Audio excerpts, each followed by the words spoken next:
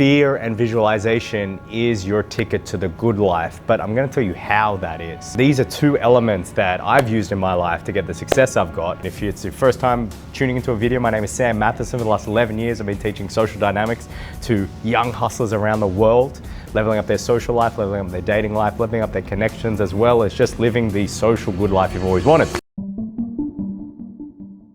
Two concepts that I like to say. We're going to start with fear to start with. Fear is an interesting one. Fear is so debilitating that it will stop you from achieving the things that you want to achieve. What I know with fear is that it's more debilitating past than just the fear. It goes and infects other areas of your mind. And if you don't act on it and don't kind of squash it, which I see a lot of guys not doing, they just live with it. For me, it's been something that I might know I have it, but I have to squash it. It might be a business fear, but can seep into a relationship fear, can seep into something else.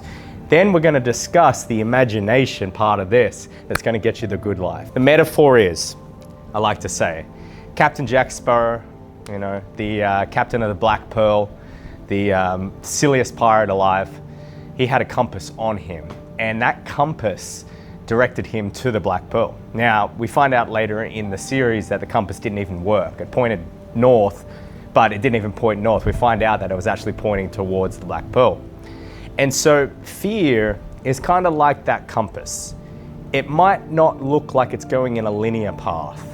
You might have some fears over here, you might have some fears over here, and they don't really correlate.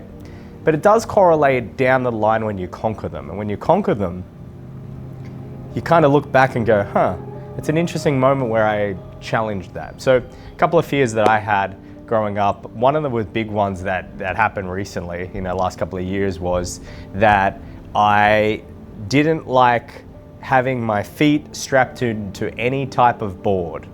And so what that meant was when I was a kid, I was about 14, I was in the White Cliffs of Dover. You might have heard the story if you've watched the channel.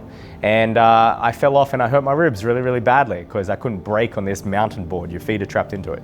And so it stopped me from going snowboarding. And one year, my buddies called me up and was like, hey, we're going snowboarding tomorrow, you want to come? And I was struck with a decision. And you might have felt like that in a decision of your life where someone has put you on the spot, where you've had to make a split-second decision on a fear that you have. And I knew what the answer was. Now, I didn't know how to do that action if it wasn't for previous fears that I'd conquered. One of them was approaching women. When you get the understanding, approaching women, it's all just a fear thing, and if you can get over your own internal BS and fear, you go up there, talk to her. If you do it 100 times, you'll get some cool numbers, right? If you host, you know, like I like to teach social circle stuff, if you host events, it's very, very scary, but eventually you get pretty good. If you do social media and you post a bunch of photos, it's very scary at the start, but it's very, very good at the end. So this was a moment that I was stuck with. I was like, oh, but I knew that the fear I had to conquer, and the new version of Stam was sitting at the other end of the fear. So in the social landscape, it's exactly the same. Talking to that pretty girl, hosting that event, doing social media, generally just getting up the courage to talking to someone that you find intimidating is a great starting point for that. That fear was holding me back, but on a deepest point, the fear was my compass. And so you might not understand this, but when you have fears in your life and you conquer it, you become different at the end, like we all do. And I was a different person at the end of that. And every fear that I see within myself, so right now I'm in Bali, I don't want to ride scooters because it's terrifying me. So what do you guys think that I have to now internally face? I got to go scooter lessons, I got to go ride a scooter.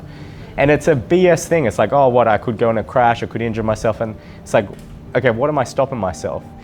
If I allow this fear to fester, the next time I come to Bali, I won't ride a scooter, the next time, but I'm going to put a stop to it because I know that fear is my compass, because every time I have had a fear and I've conquered it, I've got better, especially within social communication. So big. And it'd come in the weirdest way. Fear might come in just holding eye contact, might being present with someone and not having your mind race 1,000 miles an hour, not knowing what the next thing you're going to say is, doing a speech in front of people, seeing a pretty girl and going, okay, I want to go up and get that girl's number. Being at an event and you know that everyone's going to be pretty nice to you, but just having the courage to go up. Fear can be so debilitating in this area.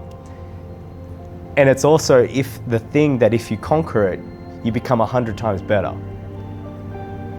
And so the first half of the ticket to the good life is that conquering of fear, of really just going, okay, what's the worst that could happen?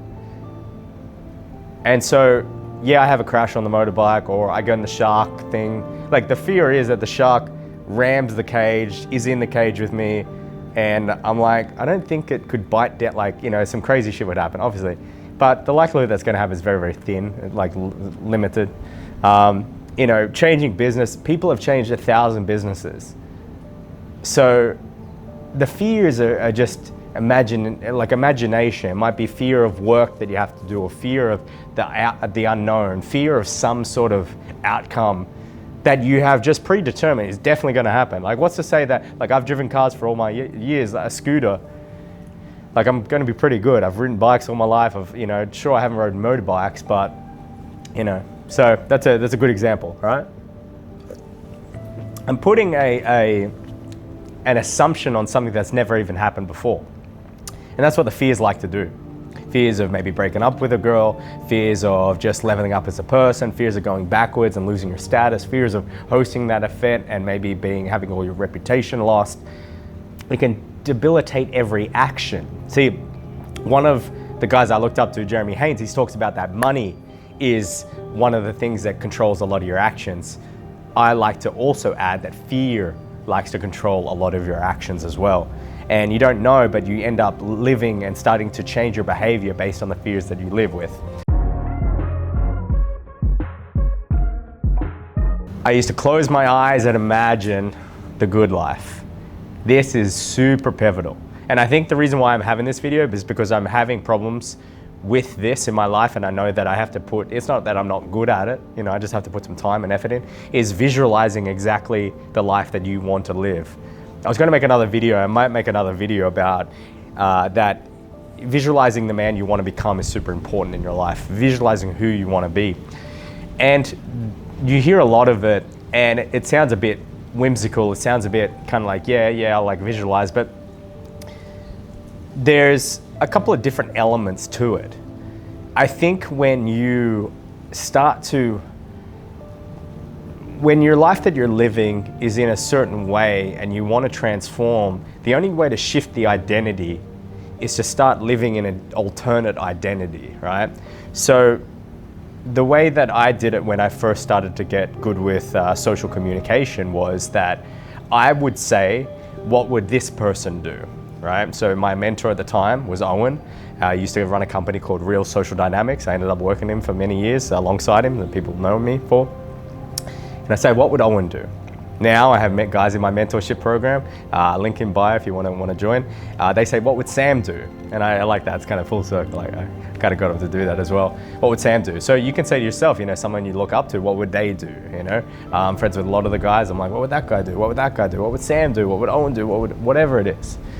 And that can be the first step, just imagining what someone else would do. I know some people have done what would James Bond do, but it goes deeper than that. When you're visualizing exactly the outcome you want, living in that is very, very kind of nuanced. And this is something that is not going to be quick. The imagination part,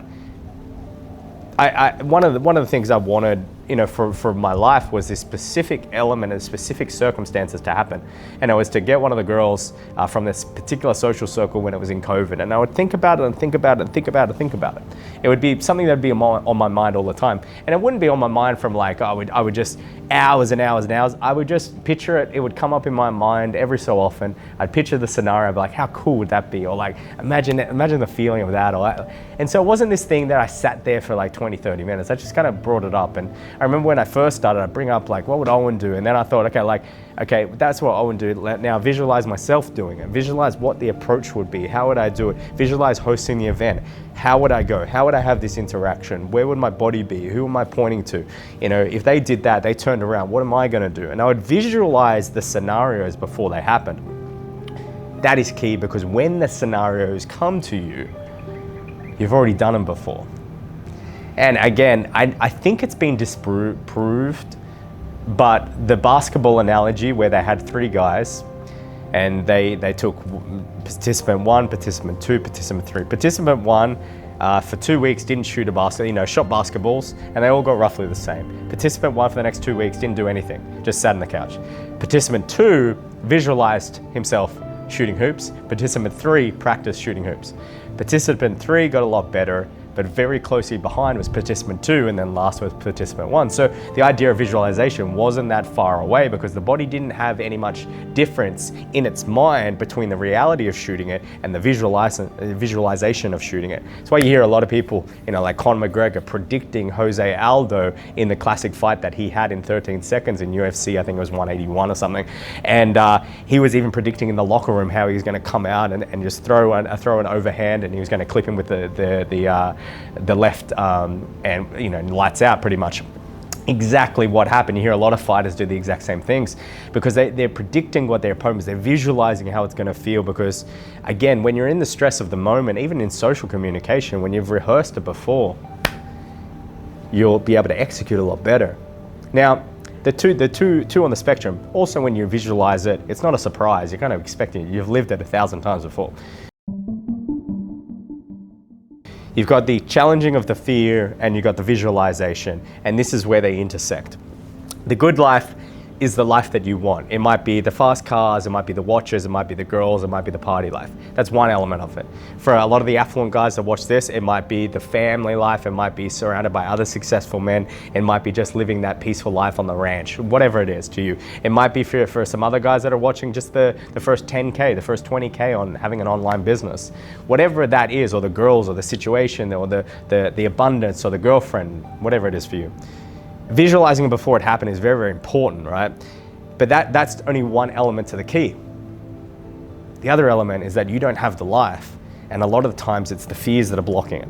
So you can visualize everything, conquer the fears, that's where they synergistically connect very, very quickly.